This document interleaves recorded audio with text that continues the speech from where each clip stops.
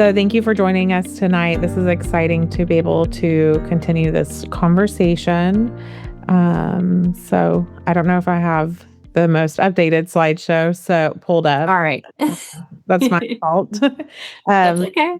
I'm Courtney, and this is Heather. I'm with pulmonary. Heather's with rheumatology. And then our sponsors. And okay, so we're going to do 2 case studies for the night and just kind of have a discussion over those, similar to one of the case study we worked through on night 1. A little bit shorter, obviously, but this should be good.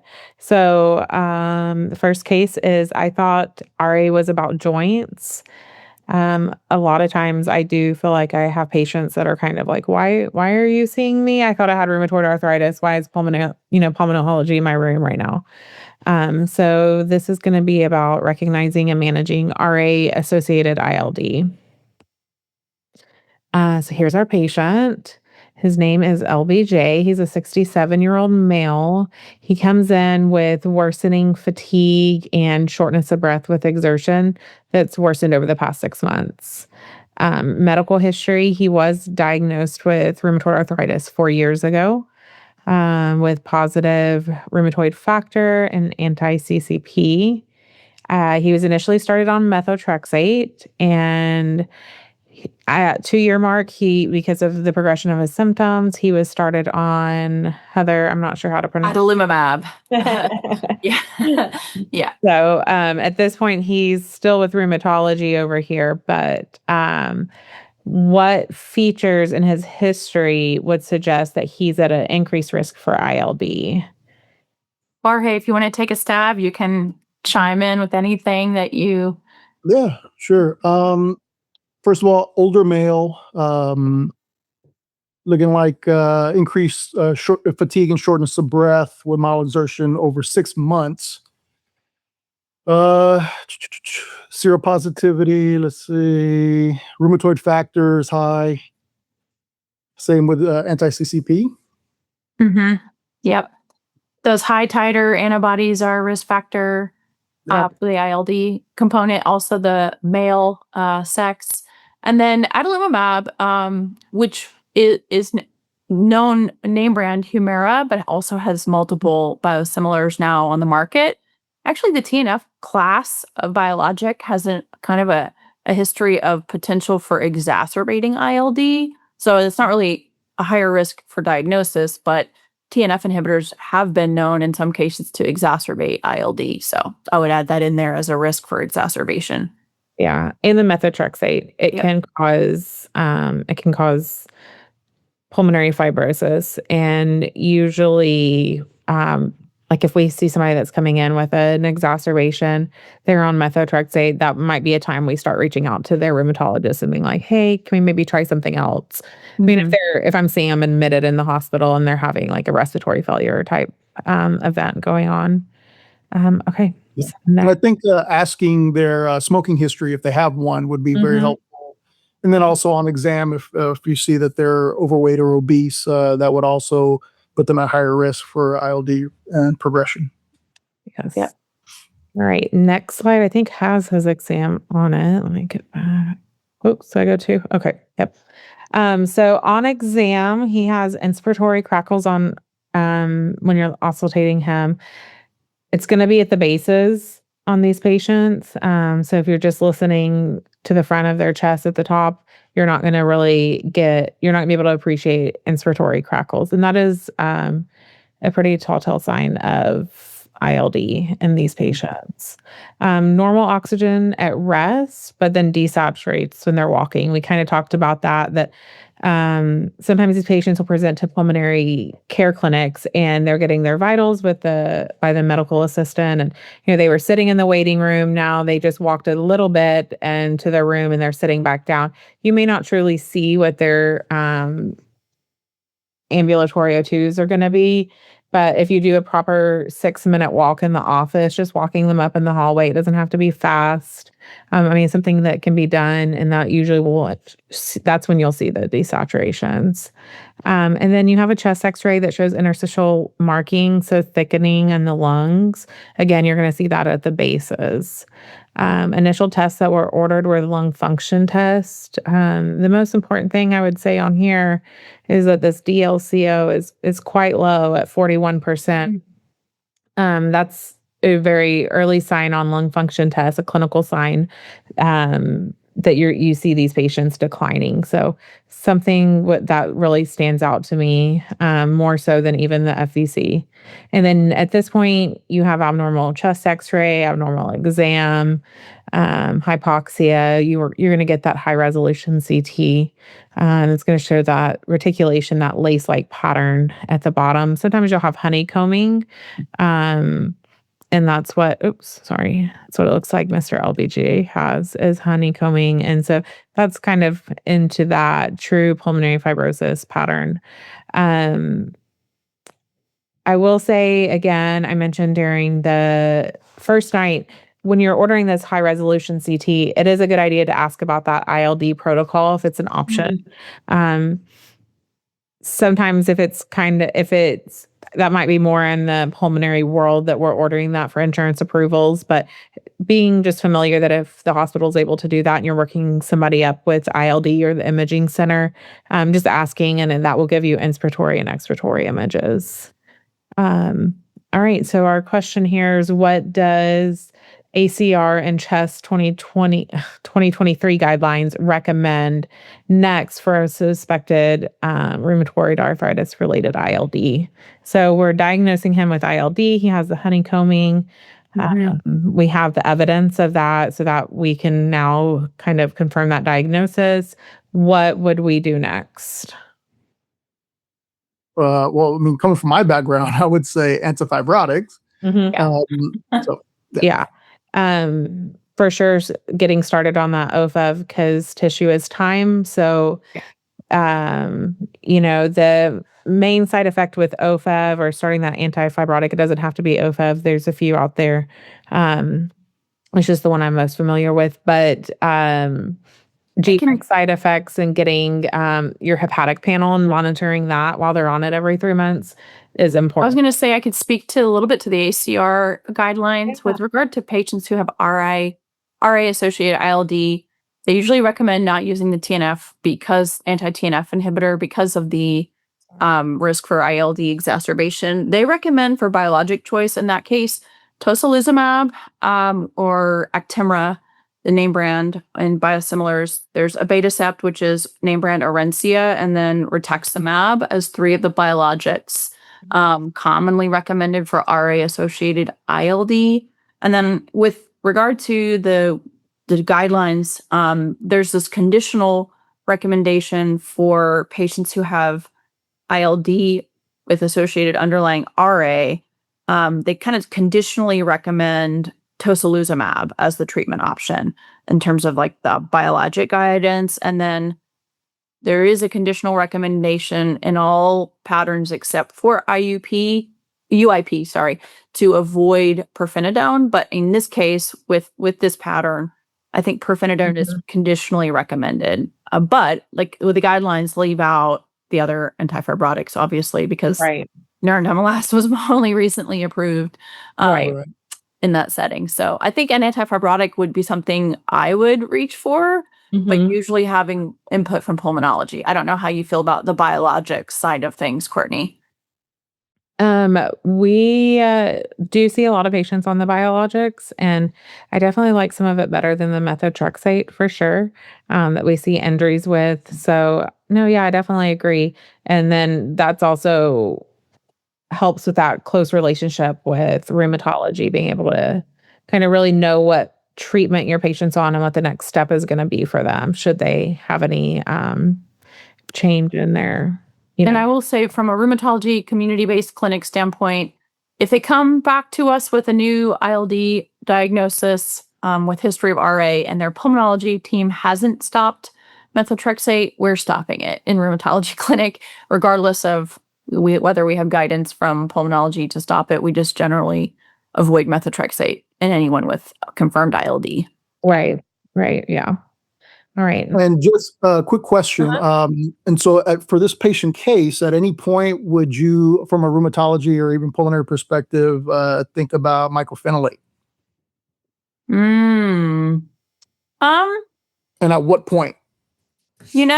I feel like mycophenolate in the setting of the background of RA is not that helpful from an articular benefit standpoint.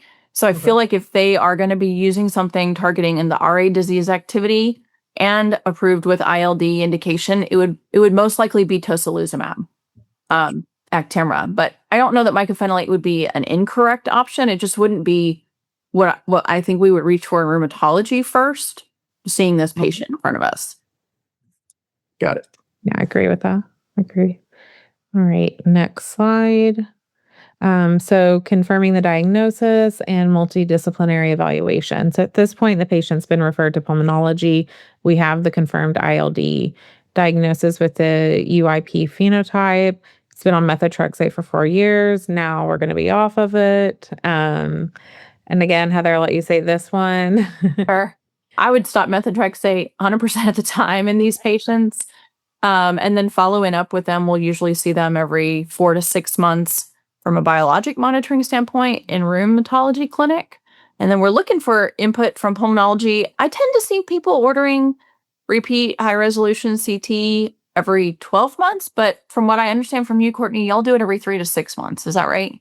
I would say more 6 months unless having like they were just in the hospital. So if you're coming to see me, you were hospitalized, had an exacerbation, then I'm going to get you a 3-month follow-up imaging. Okay. After that, you're stable, we'll go to 6 months. But these people have a lot of exacerbations, a lot of these medications, lower their immune systems. And so sometimes we're having to do bronchs and looking for like fungal things. And so keeping a close eye on, and especially if they're on OFEV, we want to know how they're doing, or I'm sorry, if they're on any, I'm so used to OFEV, any of the antifibrotics, we want to keep a close eye. I have a guy I saw today, he had so much progression over a 3-month CT. And he was like, is it not working for me, the OFEV? And I was like, it's really so soon to say that. You could have, who knows what the progression would have looked like without it. Right. But That's a scary thing, right? Yeah. So, I mean, it's hard to tell. So, just going back to that tissue is time, with this guy here that we're doing the case study over, I would also be considering lung transplant referral, just having that conversation that he's aware of that option.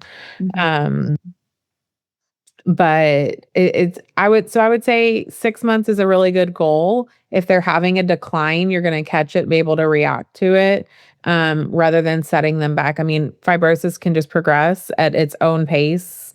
And so it may be fast, it may not be. And a year, that's a lot for these people. So I would say 6 months I'm more comfortable with. 3 months if I've seen them in the hospital. Yeah.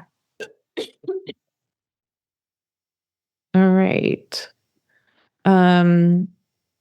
Treatment decision and evidence-based management. So we started them on the antifibrotic, continued on low-dose prednisone for a short term. They do really, sometimes people really get, and from the RA standpoint, when you put them on steroids, they feel good. Their pain is less. Their shortness of breath is less. So they do feel good, but we need to be cautious about long-term and overuse of steroids. It has its own issues there. And then so methotrexate was stopped. We switched the medications to. I think I was going to chime in and say I probably wouldn't have chosen a betacept for this patient. I probably would have chosen tocilizumab, just because of the two. I think the interleukin-6 blockade and RA control in general is in my opinion, more effective, just what we see clinically. Also, the ILD associated indication for tocilizumab in several underlying rheumatic disease states is a strong push in that direction. We know it's approved in RA-associated ILD and as well as in systemic sclerosis-associated ILD. So I would hands down have chosen tocilizumab instead of beta set for this patient, but abatacept is not technically a wrong choice. Mm-hmm. And then again, with them being immune compromised or immune suppressed with some of these medications, making sure they're up to date on their vaccines, boosters, and then just monitoring them again, PFTs every 3 to 6 months, and those CTs. PFTs, I probably would not do at 3 months. I'm really looking more at that imaging, unless I just have like a high suspicion, like the guy today. I mean, putting him through a PFT right now would not be, he wouldn't be able to do it. It'd be so stressful. So I really, just kind of looking at the whole picture, I would say I stick more to 6 months on the PFTs. On this guy, we just are doing that. And then the CT, and there we go. Can I ask, so for this type of patient that you may see, do you have conversations with them, especially when they're immunosuppressed, about being careful in crowds, wearing masks, when they're out and about, things like that, to avoid extensive risk of, infection and things like that? Absolutely. I mean, hand washing, making sure they're before and after meals, not getting exposed to any known sick contacts, especially at big weddings or funerals. Everybody that goes on a cruise comes back with some kind of virus. Oh, yeah. They're like, on my last day, I started to get a cough and now I'm home and I'm exhausted, and it's always a cruise. So I don't tell them not to do it, but just, being aware and being cautious. I usually tell patients if they're going to be in large crowds or if they're on an airplane or going through like a significant public event, and wear an N95 or KN95 mask, especially if they have ILD and they've got underlying autoimmune disease, and then we're putting them on a biologic immunosuppressant. During the pandemic, it was kind of intensely stressful, especially these folks that were working in like a school setting or like exposed to the general public. Had lots of conversations with these folks about just essentially wearing a KN95 mask whenever they were around people. It was intense. Yeah. Absolutely. And now we're seeing a lot of, fibrotic type changes in our COVID patients. Like long COVIDs. All right. And then, so summary and teaching points on this first case study is high-risk RA patients need to be proactive in their ILD screening. So I think it's very appropriate if a patient, has RA, they're doing well, not requiring oxygen, not really having shortness of breath. But if they really had a smoking history, I think it'd be appropriate for a primary care to just have a high resolution CT done. And if, there's any early signs or anything concerning, get a referral over to pulmonology. But this doesn't have to wait. A high resolution CT doesn't have to wait until they've been seen by pulmonology. I would echo that and say that from a rheumatology standpoint, if a patient has RA, has some of the risk factors for developing ILD, especially high titer antibodies, we may order a baseline high resolution CT. And then at every follow-up visit, I'm asking them, when do you see your pulmonologist? If they have a diagnosis of ILD. Some of our patients are a little laissez-faire. They said, I saw them 8 months ago. They ordered a CT scan, but they never called me. So it must be okay. I'm like, no, you really need to call them and follow up with them. And if they're not getting their CTs done, I will just order it from our clinic side. Yeah. And that's also, but now that we have this electronic charting and communication with like MyChart and platforms and such, it's easy for them to also see the orders. Yeah. like that, because then it kind of puts some accountability for the patients. Because yeah, I mean, we're seeing a lot of people a day, lots of scans coming through. Mhm. And of course, we read all the results and go over everything, but it's easy to get missed to follow up if the patient's not doing that. And these scans, again, tissue is time, so Yep. early identification really helps their quality of life and their future. And so then high resolution CTs and DLCO play critical roles in early identification. If we're at the point we're checking pulmonary function test, I do think that they should have a pulmonology referral at this point if we're having that concern, rather than because it's not that it's not a screening tool. I think it's not. It's a early identification, whereas your CT can be a little bit more of a screening tool in a high risk patient. So I really think if we're doing pulmonary function test with that DLCO, order it, but make sure you're also ordering that pulmonology referral. The UIP pattern, this carries a poor prognosis. It's much more aggressive. It's that honeycombing pattern, that just classic fibrosis. And so when we're seeing that um, in a young person, lung transplant is really important to start discussing. Starting the antifibrotics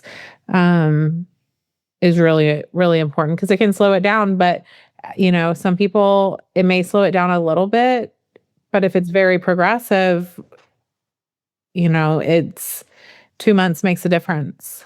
And then cross specialty care with shared decision making is essential. And now, again, with the, my chart and things like that, Epic, it's easy for clinicians to communicate with one another. It's easy for them to send records. You're not faxing 100 pages of a patient's chart to another doctor. It's a click of a button. I can send my notes to patients' PCPs after they see me in the office. So, using those resources we have to have good communication is also key in these patients being successful. So Courtney, quick question. So would you say, or I think I've heard someone say this, that RA-ILD, especially progressive ILD, is almost behaves like IPF, right? Absolutely. It's that nasty aggressiveness, decline, and it's that unpredictable pattern of progression that's always at risk for these patients, right? So one thing I would also like to see, or you guys I'm sure do this, is just put it in that patient's mind that hey, we got you scheduled for a follow-up in 6 months or 3 months, whatever the case may be. But if you notice any changes from your baseline in your breathing and how far you're walking, it may not just be you're out of shape or you're just old, right? These could be the first telltale signs that there may be some Right. progression and you need to be seen right away. Yeah, education is important. But a lot of these people, like the beginning of this case study, the first slide was, I thought RA was just about joints. Mhm. They're also not really, if they didn't smoke, for example, but still get, this progressive fibrosis, they're like, well, I didn't have lung problems. I didn't have asthma. I didn't smoke. I didn't do anything. Why is this? So education is really important in these patients. At that first visit, I allot 40 minutes for a new patient and really using that time to have these hard conversations, because you're mentioning, you may end up on oxygen. How does that change their outlook on life? I have a lot of people that just don't, that's just the worst thing. They don't want to be on oxygen. Mhm. And so what can we do before you get there? How can we slow this down? Recognizing early symptoms is how you're going to be able to do that. Thank you. Of course. We'll jump into case number 2. It's called It's Getting Harder to Breathe. And this is progressive ILD and systemic sclerosis. Courtney, if you don't mind just clicking through some of these slides. Oh, yeah. So our patient's DA, she's 56-year-old Caucasian lady. She's had worsening shortness of breath over 6 months and a dry cough. She has known diffuse cutaneous systemic sclerosis for the past 2 years. Next slide. Her clinical features include thickening of the skin proximal to the elbows, some Raynaud's, and acid reflux. She's got positive SCL70 antibody. And, the question here is, what is the risk for development of ILD in this patient? Just remembering back to our initial case presentations or the first evening of discussion, for these patients with systemic sclerosis, they're at super high risk for development of ILD and other end organ involvement of their disease. And then baseline screening, what would you want to see from a pulmonology standpoint, Jorge or Courtney? I would say that high resolution CT. Yep. Yeah. And PFTs or 6-minute walk test. Yep. I was going to ask, so Heather, in ILD with SSC, is it true that the majority of patients will have some ILD, but not all of it will be the progressive ILD? Is that correct? True. I would say that is true. I don't feel like we see a lot of ILD in these systemic sclerosis patients, but I would say in my clinical experience in the office, less than 50%, or maybe even 30%, less than 30% are progressive, at least as I follow up with them. But a lot of times, by the time they're diagnosed, they've had symptoms for years, Raynaud's onset and skin changes. And so ILD is oftentimes detected at their baseline, like for first follow-up visit kind of a thing. Okay. Yeah, that 30% number, I think it was what was in my head, and that's what I was trying to recall. Yeah. Yeah. All right, next one. So worsening symptoms, DSATs on exertion, PFTs, DLCOs pretty low, downtrending, of course, though, from baseline, early honeycombing on high-resolution CT with the UIP pattern. And I think, just going off these questions, I would 100% initiate treatment for this patient in my clinic. And then I'm going to be referring, if they haven't already seen pulmonology, ASAP, probably picking up the phone.